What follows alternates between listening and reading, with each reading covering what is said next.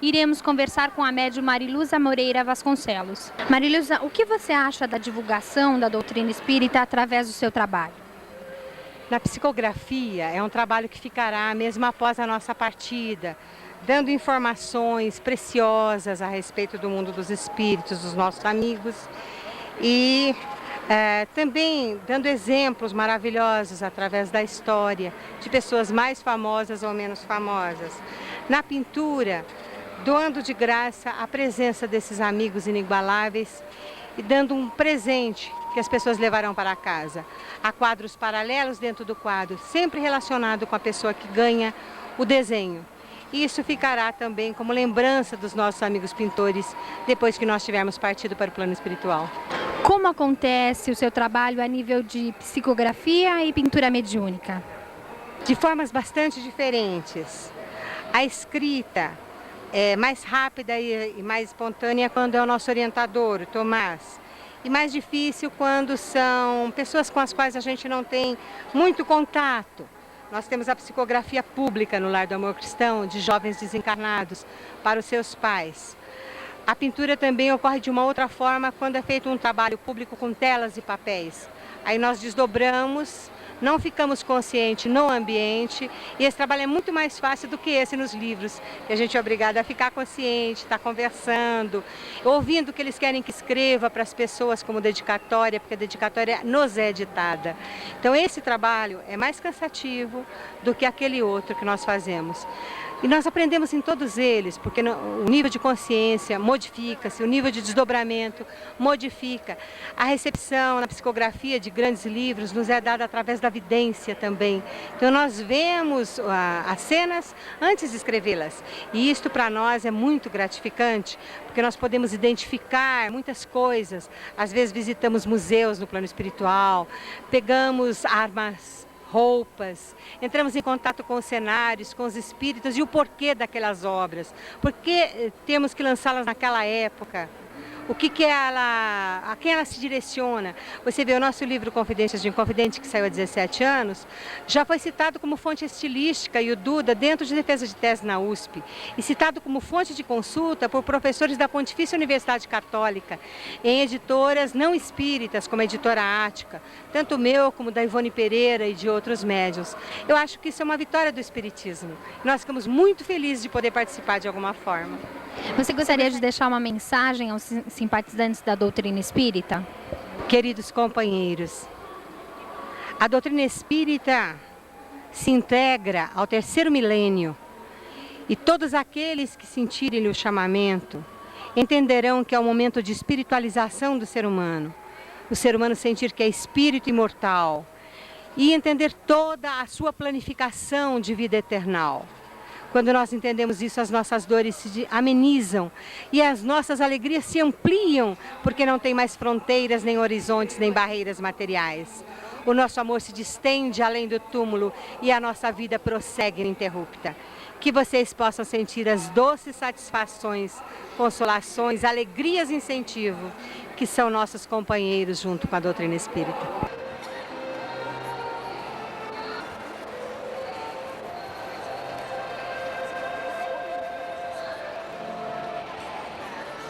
Iremos conversar agora com o jornalista Altamirando Carneiro, que está autografando seu livro Castro Alves e o Espiritismo. Como responsável pelo semeador e colaborador do Jornal Espírita, você acredita que a doutrina vem sendo bem divulgada? Acredito sim, e não só acredito, como tenho absoluta certeza de que a doutrina vem sendo bastante divulgada através, principalmente dos jornais espíritas. Agora, é claro que nessa divulgação ainda falta uma divulgação que seria muito importante, que seria uma divulgação através da televisão.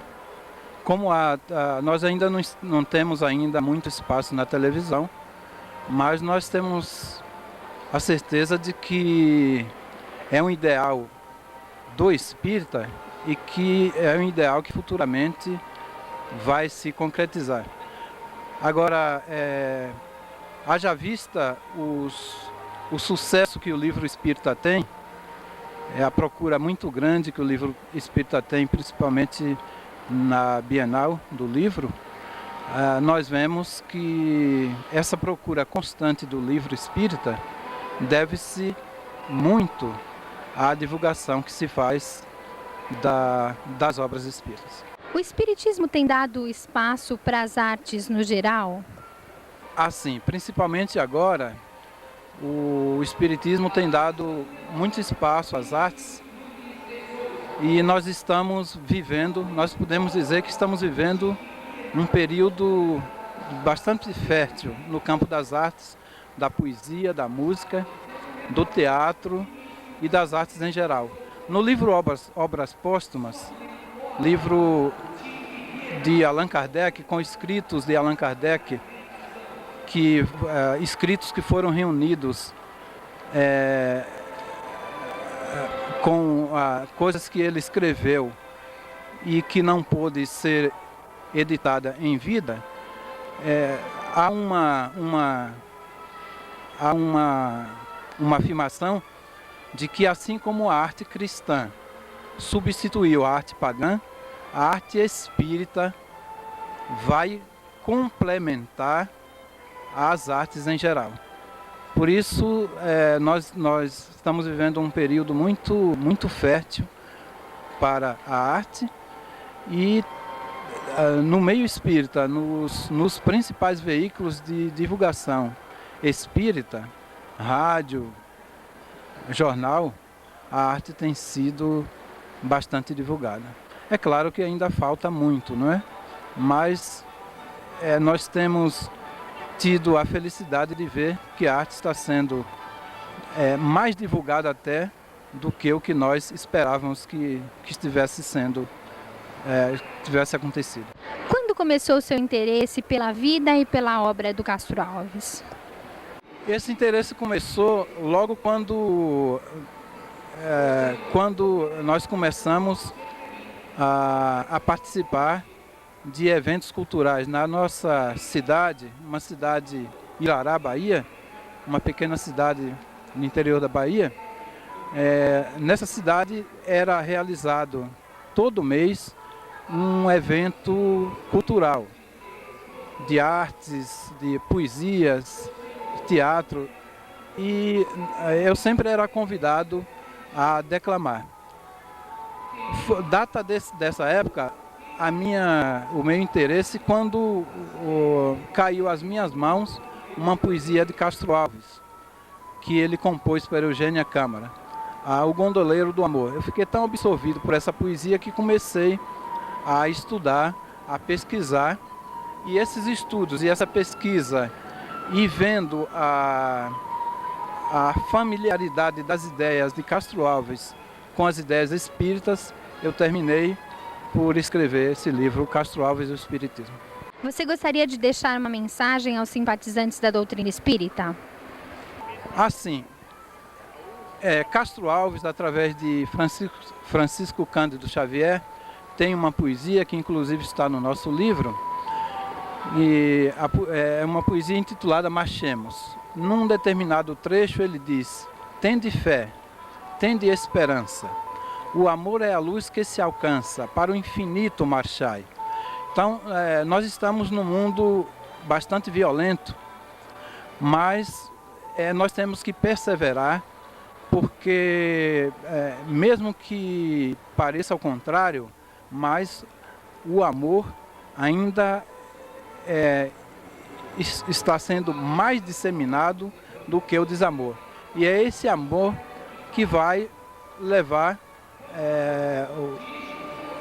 o nosso país à frente e as nações em geral, e é esse amor que vai fazer com que o nosso exemplo, o exemplo de cristãos, o exemplo de espíritas, possa ser copiado pelas outras pessoas e de uma maneira tal que num futuro não muito distante, no futuro próximo, nós vamos ficar felizes em ver que o Evangelho vai ser uma constante no coração de todas as criaturas da Terra.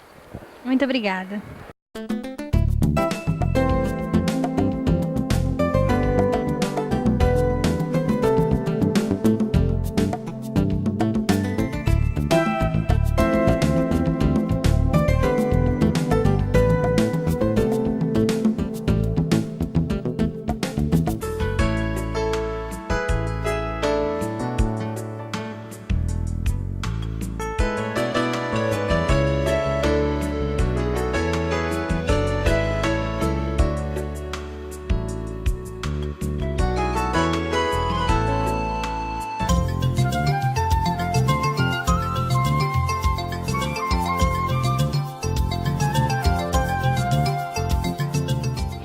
Estamos agora entrevistando o senhor Paulo Rossi Severino, que está autografando o seu livro A Vida Triunfa. Senhor Paulo, o que o levou a pesquisar a mediunidade do Chico Xavier? Bom, as cartas são depositárias de muitos ensinamentos.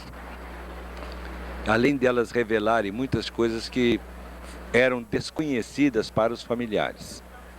Elas serviram de processos, como provas de libertação. Foi o caso de Goiás, do Maurício Garcês Henrique, de que uma carta do Chico deu a liberdade ao José Divino, que o juiz Orimar Bastos, um caso inédito na jurisprudência brasileira naquela época, vendo nos autos a carta que inocentava o amigo, deu o veredito, não é, de soltura, de liberdade, melhor dizendo. Então nós temos outros casos também muito importantes, como um caso de que o rapaz René Strang, em Ribeirão Preto, avisou os pais que a noiva estava grávida e que ele pedia que reconhecesse a paternidade. E os pais, atendendo o filho, receberam na condição de neto o filho que ficava representado pelo neto. E ele não poderia assumir aquela responsabilidade com a noiva. Isso não poderia ter saído da cabeça do médium. E nós temos também outros tantos casos que foram peças de processo, não é?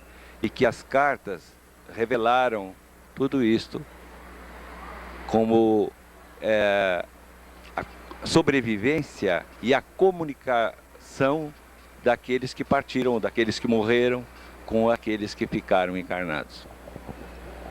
Qual a importância desses estudos para a doutrina espírita? Bom, eu creio que nós temos que deixar registrado esse aspecto da epistolografia, que foi praticamente a parte final do trabalho missionário de Francisco Cândido Xavier. Então é a parte consoladora da doutrina, não é? Mas que nós vemos aspectos muito nítidos, não é? Da comprovação da sobrevivência e da comunicabilidade. É nesse aspecto porque o livro representa a única pesquisa que existe sobre a mediunidade do Chico. Então isto ficará para o futuro como uma comprovação deste missionário que está ainda entre nós, mas que certamente, como nós todos, um dia partirá, mas que a sua obra vai ficar. Então foi um trabalho de pesquisa de longos anos. O livro só foi publicado 16 anos depois do início da pesquisa e ela continua até hoje. O senhor gostaria de deixar uma mensagem aos simpatizantes da doutrina? A mensagem que eu posso deixar é de que não existe progresso sem estudo. Todos os problemas, todas as dificuldades, todos os desesperos que nós possamos estar vivendo, é possível encontrar em Jesus a resposta para os nossos males. Porque ele deixou um código, um sistema de vida. E vai em cada um de nós saber tirar desses ensinamentos. Que Allan Kardec, o codificador, através da doutrina espírita, deixou esses esclarecimentos. Então todos nós, por maior que sejam os problemas que nós estejamos atravessando, nós teremos na doutrina espírita esse farol bendito que iluminará o nosso caminho e teremos também esse conforto que não vai trazer a todos nós uma renovação constante de experiência, não é? De fé na trajetória que nós estejamos enfrentando. Vamos encontrar na doutrina espírita a solução para muitos dos nossos males. Muito obrigada.